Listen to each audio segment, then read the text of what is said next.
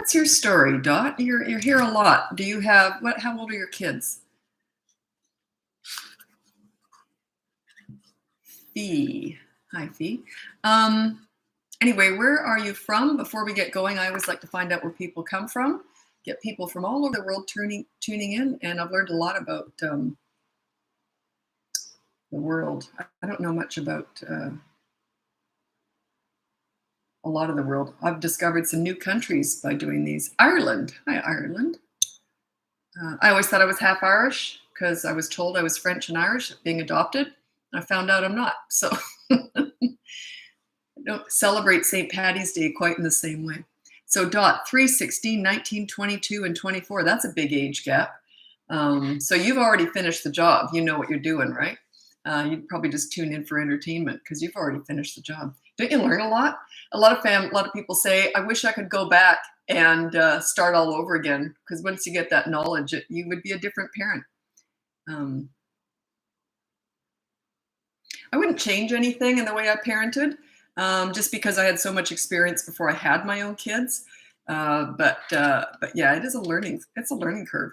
Okay, so where are you from? Always interested to hear. I'm in Vancouver, Canada. It's raining today. We haven't had rain in ages, and we've got just horrendous forest fires all over. Like in BC, British Columbia, the province I'm from, there's like 400 forest fires, or there was a couple days ago anyway. But and it's only raining in Vancouver, evidently. There's no forests here to go on fire. So Slovenia.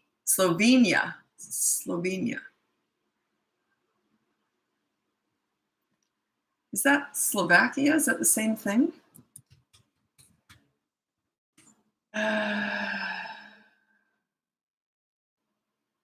Is that the same as Slovakia?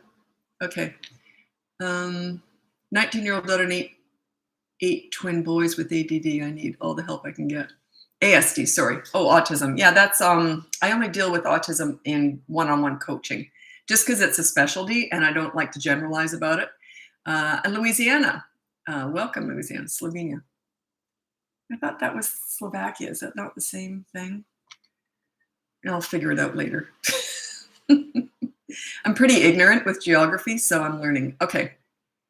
Yeah, no, I always ask where people are from. I wait till I get about 100 people in the live. It usually takes about a minute. So anyway, we'll start now.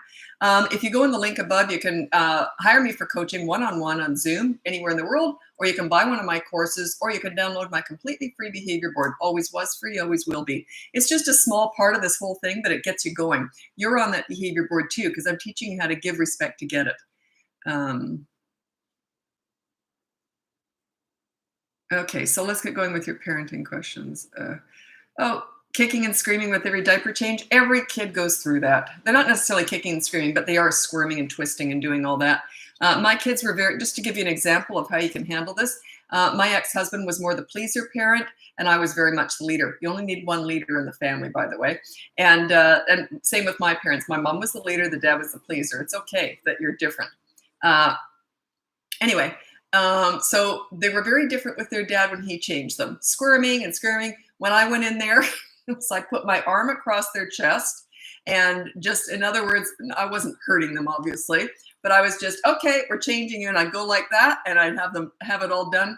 And they didn't squirm very much with mom because they get to know, they just understand that you can't push one parent around. Like it's just the way it is. So yeah, but they're going to test you. They tested me. They found out it didn't work. So yeah. It was very fast. And I had cloth diapers too. So I used all cloth with my kids. It took longer. I never liked that. It was a 3-prong, like it would sort of grab, the grabber.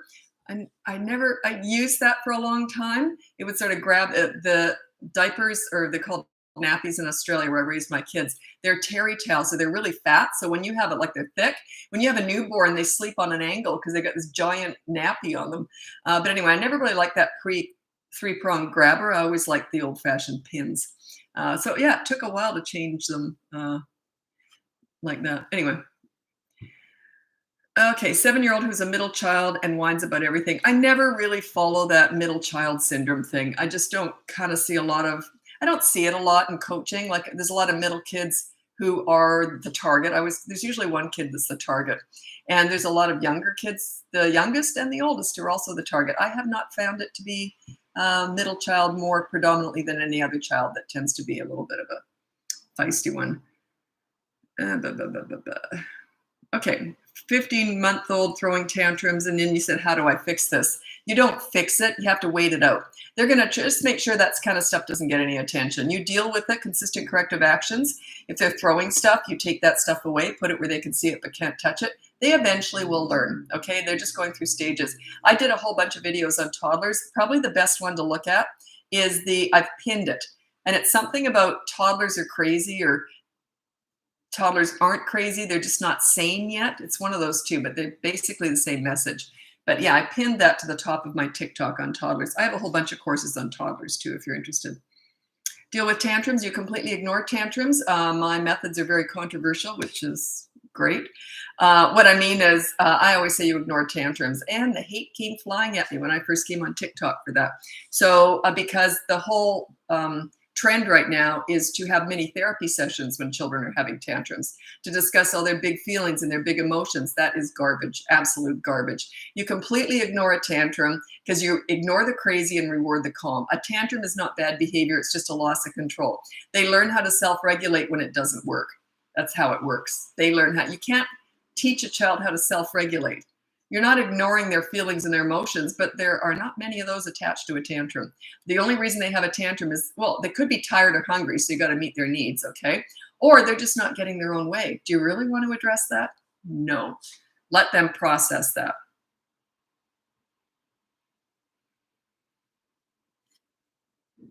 Oh, 2-year-olds don't share. You have to manage that. You have to manage it. They do not know how to share. They don't get it. They'll sometimes do it, but they don't understand sharing. They'll just do it because they don't think they can get that thing back again. But yeah, they don't really understand sharing because they have no empathy yet.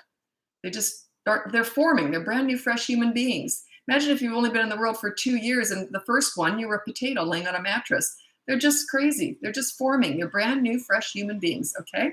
So yeah, they're going to go through stages, but they don't know how to share yet. They haven't figured that out yet.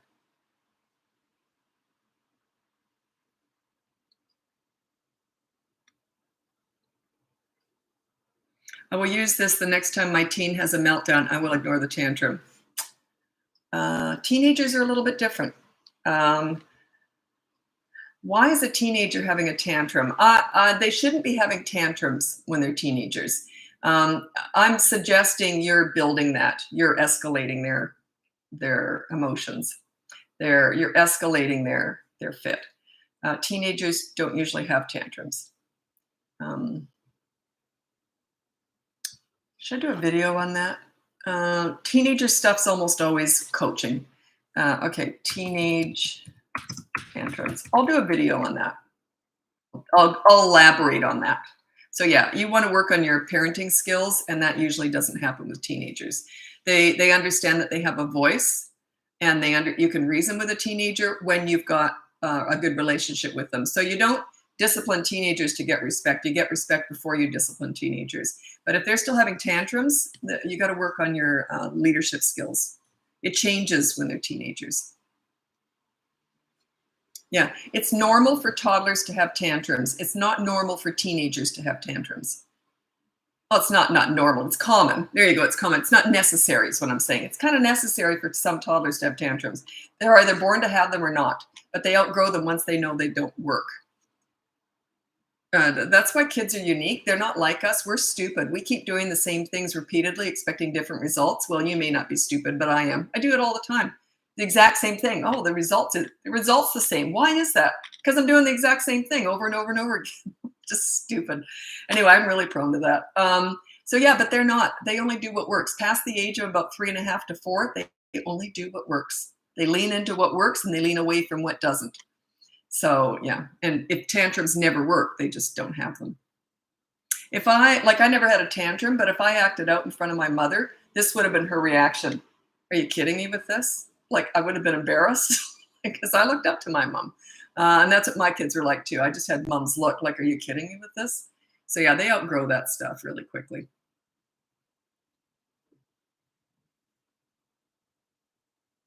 My young son, 9, has behavioral problems, and I'm not sure he'll accept leadership at camp. Why would he? If he doesn't respect you at home, why would he respect anybody else? Doesn't make sense. He could, but he probably won't. Like, why would he? It doesn't make any sense. Everything starts and ends at home.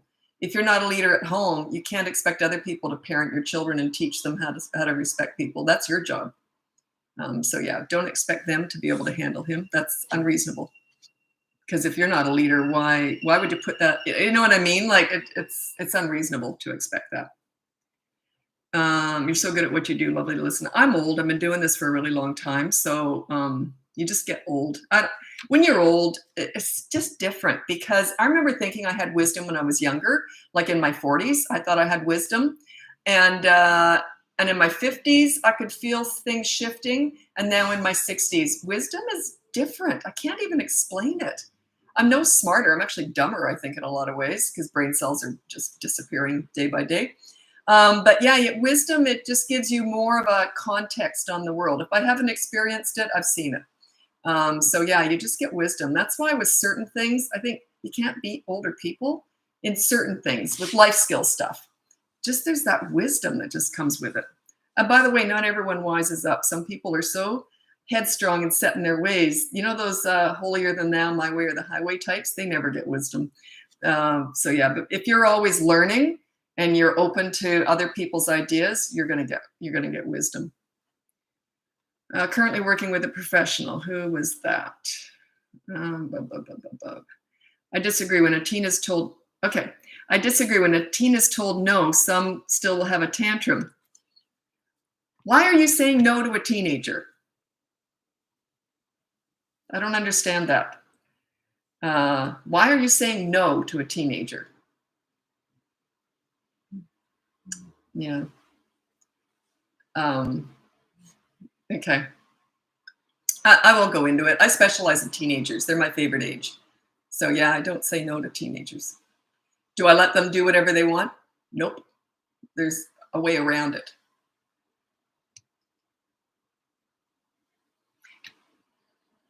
What you're doing is you're trying to discipline a teenager. You got to work on your relationship with that teenager. Once there's mutual respect, there's no need to say no. You're negotiating everything, and they feel heard and respected. And then they rise up to that. They tend to make good choices. So yeah, why are you saying no to a teenager? I'd challenge a professional who tells you to do that.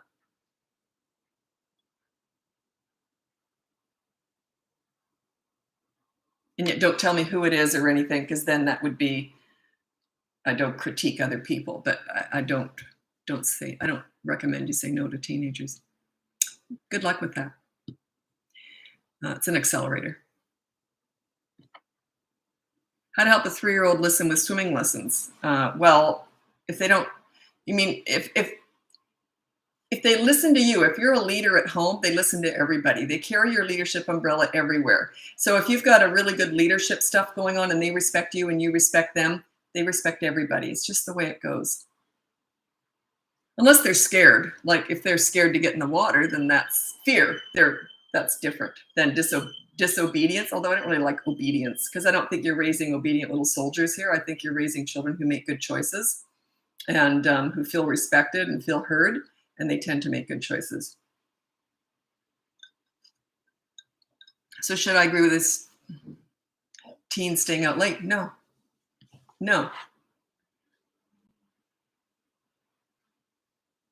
Okay, well, I lost that person. They'll never be back. And that's okay with me, because if they don't like what I'm saying, they never are going to like it. That's not true. Sometimes I'm hired by people who said the nastiest things on here to me, and they've owned up to it. So whatever. Yeah, teenagers are my favorite age. I used to mentor troubled teens, so they taught me everything about this. How do I become a better leader? Just keep watching. I have a whole course on that if you're interested. 5 weeks to get respect. It's on the link above. It'll teach you how to do that. The behavior board's free, and it gets you started, but it's not where you want to go. Like you don't want to use, I never use behavior boards, but I teach it. It teaches you how to be a leader, but then there's more to it. With the course, the first 3 weeks of the behavior board, then you're getting some respect. Once you've got some respect, then weeks 4 and 5 are in the moment discipline. So you're not using a behavior board anymore.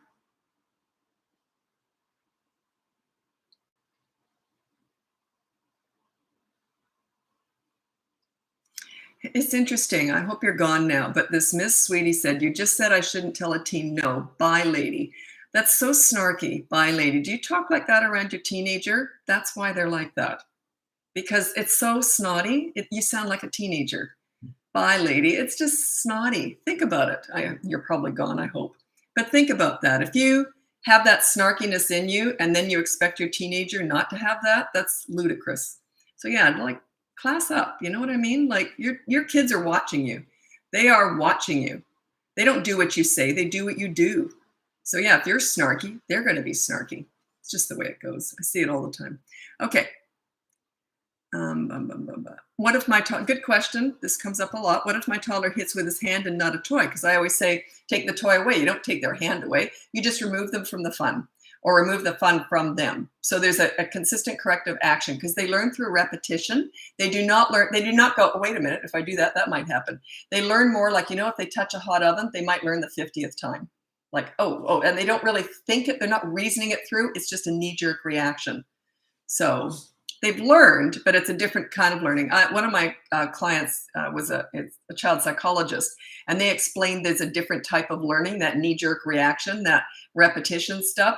They're not really processing it the same way they do at 3, when they can actually reason. They think before they act. With a toddler, they just tend to act on impulse. But there's something in them that stops. If they've been burnt enough times, they will stop. But I can't remember what they said. And if I was to quote that type of learning, it wouldn't be me anyway, because I'm not professional. So, but yeah, there's a very specific way that they learn differently. That's why we deal with toddlers differently. That's why toddlers are not on that behavior board. A 3 and 4-year-old is a preschooler. They're not a toddler. Oops. Okay. If I miss your question, it's just because they just flip and I get dizzy when I go backwards. So sometimes I will. If you guys are talking to each other on there, I'm really snoopy. I always want to find out what you're talking about. So that's when I'll risk the dizziness. I'm a sticky beak. In Australia, sticky beak is a snoopy person. My daughter goes back and forth. I want it. I don't want it. How do I help her regulate? You don't help her regulate. But I don't know what you're talking about. What does she want? Vegetables? Chocolate? What is she after? Like, I want it. I don't want it. Sounds like manipulation to me. Yes, they can manipulate at 3 years old. Absolutely. So yeah, it just sounds like manipulation. She's like, how many times will you jump through that hoop for me?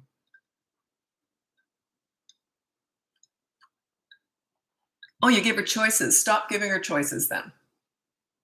Yeah, she's not dealing with them. You're expecting her to regulate something she obviously has no skill to do yet. So yeah, just stop giving her choices. Just say, here you go. Here's the dinner, blah, blah, blah. Here's your snack. You're overloading her. That's why. How can I help? Book one-on-one. Just go in the link above and all my coaching information's in there. It's different prices depending on how many sessions you buy. Okay.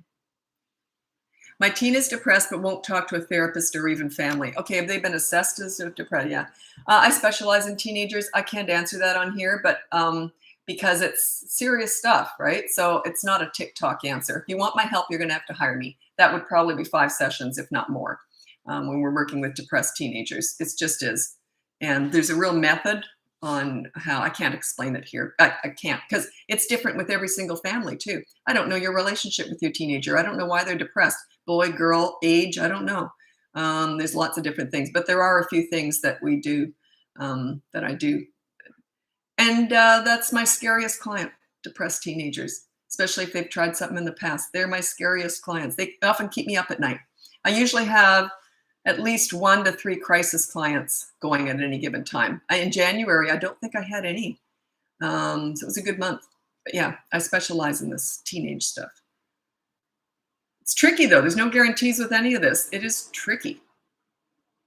Problem with teenagers is they live in the moment. And no, that's not true. They live for today and yesterday. They have a hard time seeing tomorrow because they don't have a lot of experience with it yet. So we focus on that sort of, and also, other stuff. There's different things to do. There's a lot of shame attached to depression with teenagers. It's trendy. Some people want to talk about it, especially if something happens to another kid, they're all the victims of it. They just get so dramatic sometimes. But other times, if it's real depression and they're really struggling, There's shame involved in that. They don't want to open up and talk about it. They don't see any future. They don't have any hope.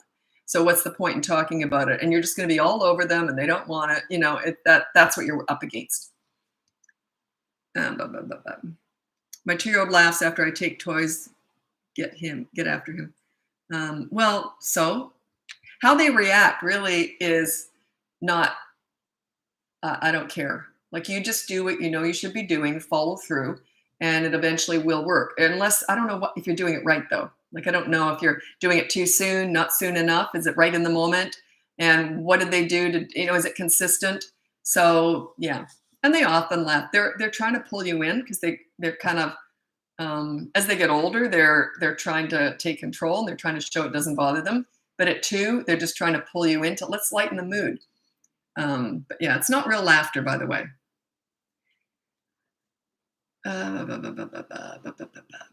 Oops.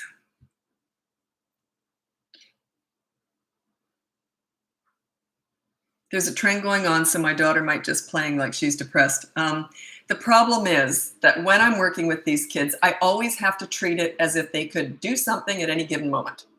I treat them all like that. It doesn't mean that I'm like treating them with, like they're fragile, but I take it really seriously because they can do stupid things on impulse. Yeah, they scare the bejeebies out of me. I've been working with them. That's how I started my business was teen crisis work. And yeah, it's they're so impulsive.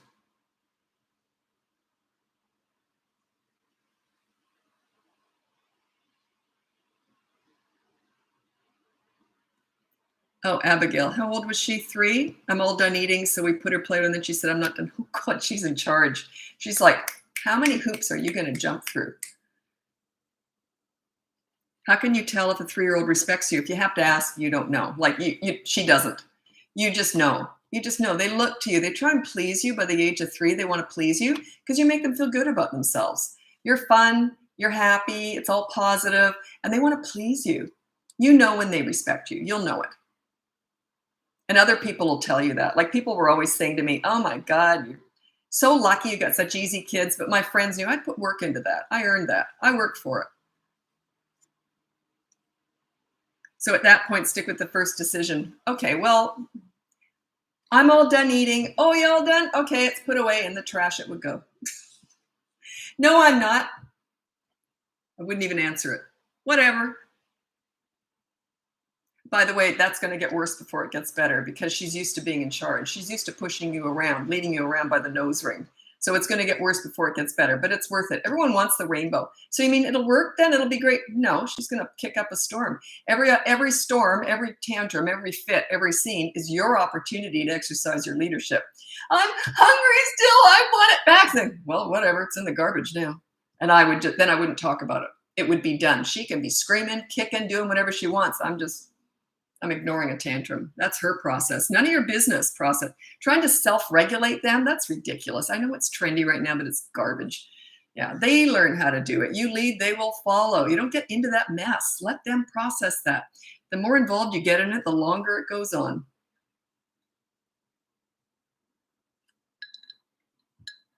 I've done that with kids when I've been babysitting. Not in front of their parents ever. None of my business when their parents are around. But if I'm babysitting and a kid tries to manipulate me, say, I don't like that. I don't want it. Okay, it's gone in the garbage. Oh, I want it back. You said you didn't like it. It's in the garbage now. Like, there's no way I would be manipulated. That's if they're 3 and over. Okay, not when they're 1.5. It's different. If they throw something and say that they don't want it anymore, then you hand feed them. If they haven't eaten enough, you hand feed them. Don't give them food to throw. What do you do when a toddler wants to hoard toys away to not play with them, but just to say mine? Do you have a toy rotation system going? There's very few toys out at any given time when you do that. I would start there because I don't know why they're hoarding it. Do other siblings just take all their toys? I think each child deserves to have some toys that are just theirs too. They shouldn't have to share everything. So maybe give them a couple things. Say, no one else can touch that. That's just yours. But I would probably buy the same toys for the other kids too. And put nail polish on it or something so you can decipher which is which. Because if you buy them the exact same thing, guarantee they're going to fight over whose is what is whose. And because they just do, it's just the way it is. See, a nail polish on a label or something is a really good way to decipher. My 2-year-old learned ABC, numbers, colors, but my 4-year-old doesn't remember. I don't like accelerated learning. Don't even get me started on that. There's enough time to go to school and learn. Just play with your kids and have fun with them. Yeah, I don't like accelerated learning. And I wish I had Bratbuster to come to this 3 weeks. Yeah, I've been offered a lot of money to move in with people. Like, I don't mean money. I mean life-changing money to move in with people. Because to some people, especially overseas with big oil money and that, to them, like $1 million is like $100 to me. So, I wouldn't do that. But yeah, I actually wouldn't be good because I wouldn't want your kids to be around me. I want to teach you what to do. I teach parenting. I don't teach kids. I can get respect from any kid. Easy. That's what I do. That's what I teach. But I'm teaching you how to do it. So I figure what would happen if I moved in with these families overseas for a month, like they offered me, and then I came back home. What do you think would happen at home at their place? They'd go right back to where they were. I don't like that term. They want you to fix what they've ruined. No, I don't like ruined. Every parent does the best they know how. They don't do the best they can, or they could. They just don't know what to do. So we can all do this. Anyone can be a leader. But every single parent does the best they know how with what they're equipped to deal with, okay? Some of them are going through mental health issues. Some of them just had no training. They might have had abusive parents. I lucked out. My mom was a leader. And so I kind of got a lot of this from her. I was never yelled at my whole life, ever. Very calm leadership. And that really inspired me. I never yelled at my kids either. So, I benefited from that greatly. And what was I going to say about that? Oh yeah, every single parent does the best they know how. And not one single parent's ever handed a baby in the hospital and looks at them and goes, I'm going to mess you up. They're all trying their best, right? So no one ruins their kids. They're just doing the best they can. Absolutely love you. Oh, you're sweet. You give the best advice with good reason behind it. I am, when I'm challenged, and I sometimes am. Sometimes I'm hired by child psychologists, especially with teenagers, because that's a specialty, right? You got to live with teenagers before you really get it. Anyway, but yeah, they want to challenge my knowledge, my terminology and all that. I have none of that. Kids taught me everything. They didn't tell me all the terminology behind all this stuff, but I understand kids and I understand the parent-child relationship really well. That's sort of my thing. And, but yeah, it's just common sense to me. But I always kind of did this. I was 11 years old and I was volunteering in daycare centers. I was born a mother. I just love this stuff. And I was 11 and the daycare workers were asking me how I get respect. And the kids I was the favorite around there. So they always put the difficult kids with me. I just always had a knack for this. I just always tried to figure kids out. And I always enter their world. I always think what's going to work with the children, not what do I think is best, which is what this, please your parent style that's so trendy right now. It's all about the mom. These mini therapy sessions and use your words, it's all to make the mom feel better. It's not for the kids. It's just ridiculous. That's why it's not working. That's why I have to repair that stuff every day in coaching. I have to erase all that, get rid of it. Okay. I don't have a filtering system. I just say it like it is. And don't ask me to critique other parenting methods. I call it please your parent. There's a whole bunch of methods, I'm sure, under that umbrella. I'm sure. I don't know what they are. I've never read a book on parenting. I don't know who else is teaching it. I purposely stay away from all that because I can't critique anyone personally. I would be very uncomfortable doing that. I think that's kind of rude. It's kind of trashy. So anyway, I wouldn't do that. But I know what I'm doing and I teach what I know. And kids taught me all this. So don't ever ask me to critique. I've never read a book or I don't know who's teaching what out there, but I do know the please your parent style is the participation awards, trying to get them in with the good teacher, the popular teacher. It's trying to make their life rolling out the red carpet, and you want to be liked. It's very important that they like you because you want to please them so they'll like you. And you're just building self-entitled snowflakes with mental health issues. It's a disaster. It might work with little ones, but it backfires. It's just a disaster.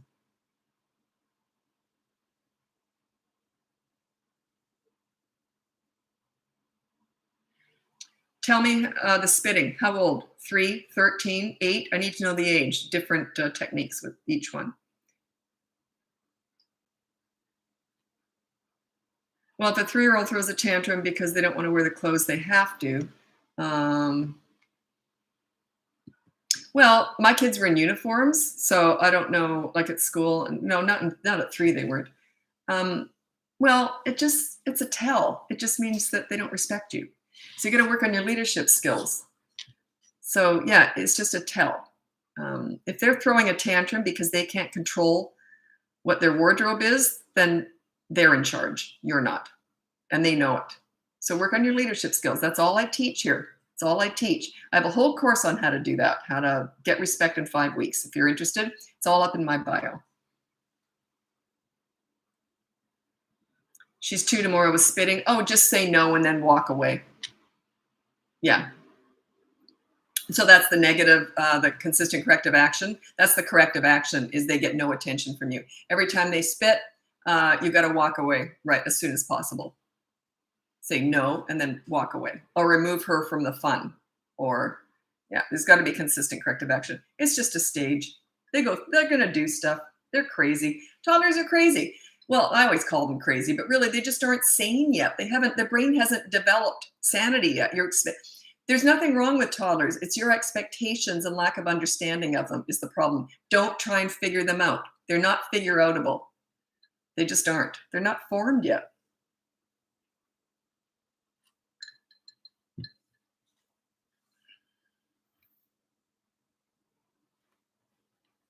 Okay. How do you stop your middle school age child from bullying? How do you know your child's, oh, I just got a lip. Itchy lip. How do you stop, like hay fever? Anyway, how do you stop your middle school age child from bullying? So you know your child's bullying. I would don't use the word bully, just say no being mean to people. And every time you find out that your child has been mean, there's a consequence. Now, this is where it gets tricky.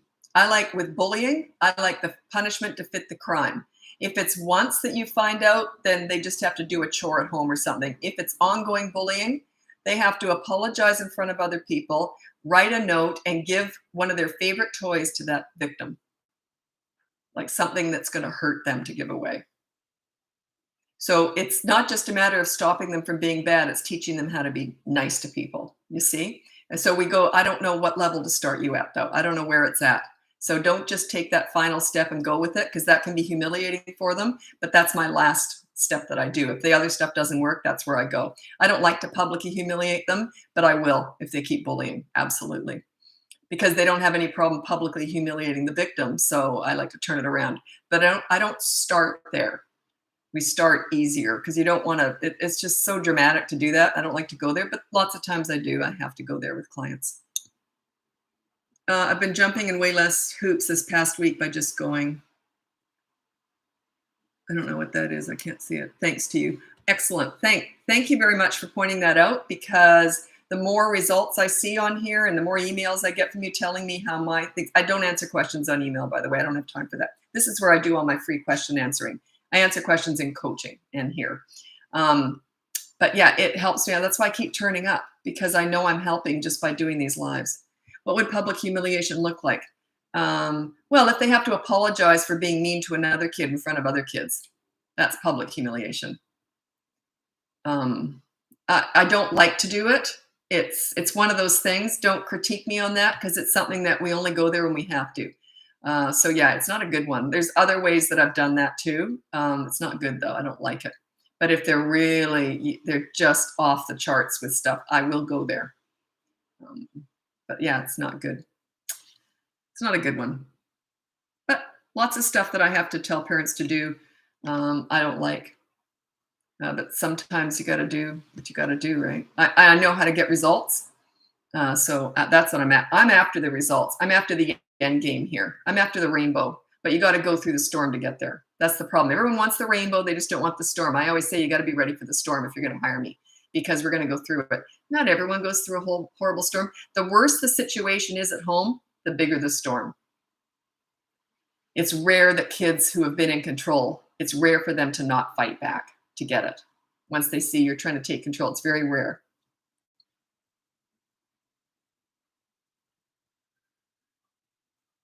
Of course you help. In my case, no more mini therapy sessions. Yeah, that's that please your parent style, discussing all the big feelings, the big emotions around tantrums and all the scenes and everything. It's just garbage. As soon as you stop doing that, they stop having the scenes. I mean, it's just where you put your energy is what grows. If you put all your energy into all this anger and not getting their own way, which is what that is, you're putting all this your energy into them not getting their own way and not liking it.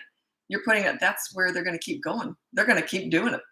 So think about it. Where you put your energy is what grows. I don't put any energy into tantrums. I don't discuss them before, during, or after. Never, never discuss a tantrum. It's ridiculous. Makes it grow. It's like fertilizer on a tantrum. You want more tantrums? Have many therapy sessions around them. I sometimes wish I had more of a filtering system. I can't help myself. I just fly. I work through emotions, and sometimes I wish I was more head than heart. But yeah, those mini therapy sessions drive me bananas because I deal with them every day. People tell me that's what they've been doing, and I have to erase all that damage. How do I stop telling my 3-year-old 12 times to do something? I wouldn't say it twice. I would say it once, and then I'd take action. There's a consequence. If it's something now, are you being fair and reasonable, or are you just nagging them? Are you white noise at this point? So I don't know. I'd have to assess the situation. If you're white noise and you're nagging all the time, I wouldn't listen to you either. But when you say something, is it fair and reasonable? And do they understand that action will be taken if they don't do it? Not punishment, just, okay, well, you chose not to make your bed. Now you're making all the family's bed tomorrow, all the beds tomorrow. Stuff like that. And I don't mean they just forgot. I mean, if they just decided they didn't want to do it, that you see stuff like that. So yeah, I don't say anything twice. I would never do that. Makes you look weak, and they're in charge, and they know it. 3-year-old refuses to walk to the bathroom, wants me to carry him. So he's in charge? I don't understand.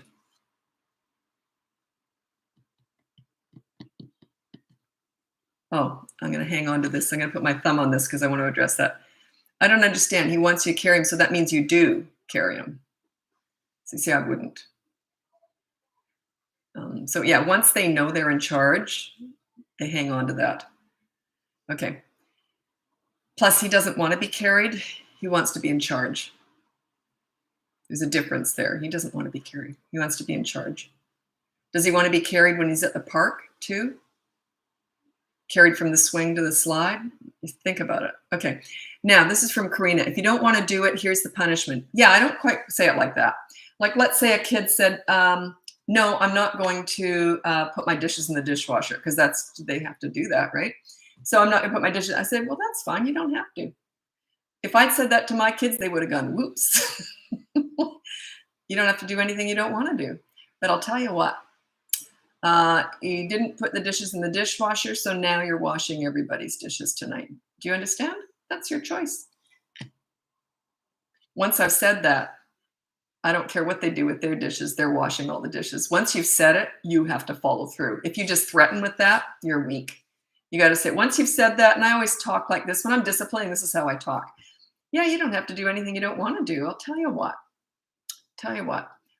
Because you chose not to do that, you'll be washing all the dishes tonight. Do you understand? Okay, good. And if they won't do that, then I take something away. They learn, they just do. There's no anger. It's like a business transaction. Like if I'd said to my kids, I'll tell you what, they would have gone, oops. I didn't have to discipline them because they just made good choices. They just knew mom was in charge. That my son used to say, mom knows how to take care of business. Like, why would they act out when they've got a leader that they want to please? And then when they're teenagers, they just don't want to disappoint you and they're more their own leaders, right? And your listening skills are powerful. When you get good at listening, they have a voice and they will tell you everything. They'll tell you what they don't like about your parenting and they'll tell you everything. But it'll all be done like, you know what, mom, I think you're a little bit unfair when you do that. That's how it'll happen. You say, yeah, you're right. I am unfair. So I'm not going to do that anymore. Like it's that easy. It's just this, they have a voice, you have a voice. It's mutual respect. That's where I want you all to go. I want you to all go there, but you're always like, I rarely ever pulled my parenting card. The parenting card is I'm your parent. It's happening. Don't even think about why. I did that only once I can remember doing it. And it was a bizarre circumstance. And it was, I was terrified. We were stuck. Me and my kids were stuck in Hawaii in an airport. and it was late at night. The shuttle hadn't turned up from the hotel. We were the only ones in the underground parking lot. As soon as we left this little airport, they turned out all the lights and locked the doors. Me and my two kids with a white van circling in this underground dark parking lot, me and my two kids. And I said to them, do whatever I say, as stupid as it sounds, do it. I was terrified. And I told my son was 15, my daughter was 10. And I said to my son, if I tell you to run, you take your sister and run. Do not look back no matter what you hear. So, that was the only time I ever remember being absolutely ludicrous and telling my kids like this, you just do whatever I say.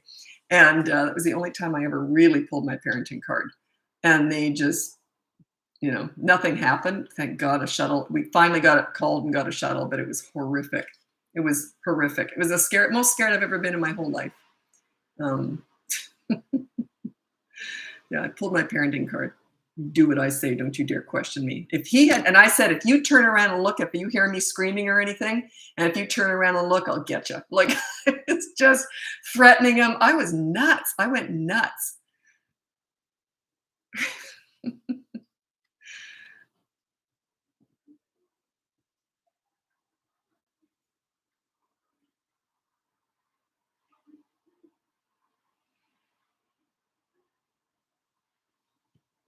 Oh, well, if he wants to be carried in the middle of the night, he's sleepy. Yeah, I'd carry him. I thought you meant every single time he goes to the bathroom. So I don't know what do you want from me? Like I would carry him if he's in the middle of the night. I've done that with kids. I've had to wait, not my own kids, but other people's kids. They have bladder issues. They'll wet the bed if they don't get up in the middle of the night. So I'd have to put an alarm on, get up at like 1 a.m. and and carry their kids into bed. They might have even been 5 and 6. They didn't even wake up. Just got them on the toilet. I don't think I woke up either. But anyway.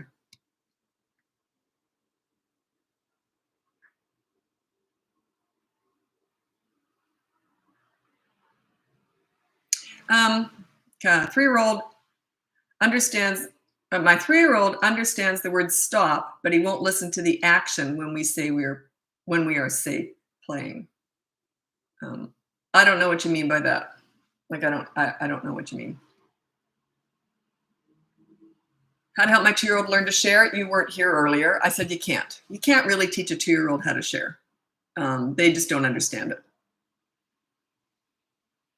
Oh, interesting. Thank you. Listening to you helps with substitute teaching. I don't teach teaching, but a huge portion, like I stay out of that lane, and you can't cross everything over.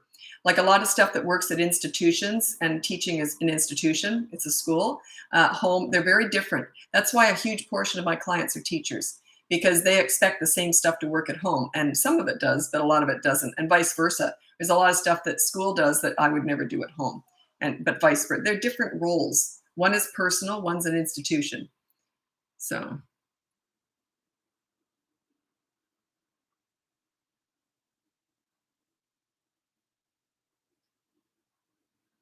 Time is it? Oh, I'm going to get going soon.